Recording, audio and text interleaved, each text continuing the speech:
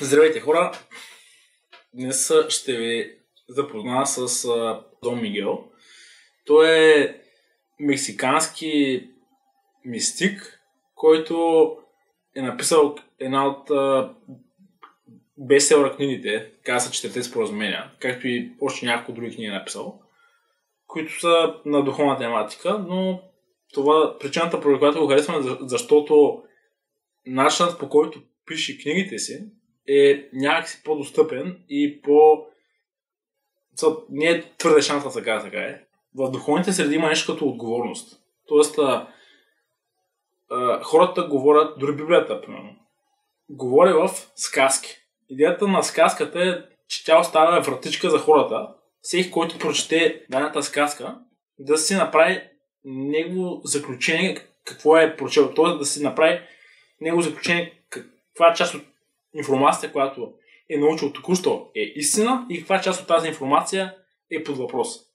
И в това се изразява цялото духовно пътуване, в това да четеш и да изпитваш живота по различни начини, за да можеш да пресечеш на много пресечни точки.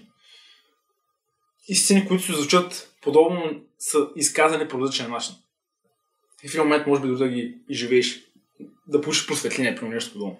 Неговото учение лежи на базата на толтекската цивилизация, която по някой път се спекулира доколко тяхната цивилизация е лежала на абсолютно достоверни факти, доколко е била измислена. Това до някаква степен се преплита като въпрос и при египетската цивилизация и при египтяните, защото едни от загадъчните въпроси, които и до днес чувъркат човечеството в някаква степен, е как примерно са били построени тия гигантски пирамиди, които от една страна ги имаме в Египет и от друга страна ги имаме в тези райони в Южно Мексико.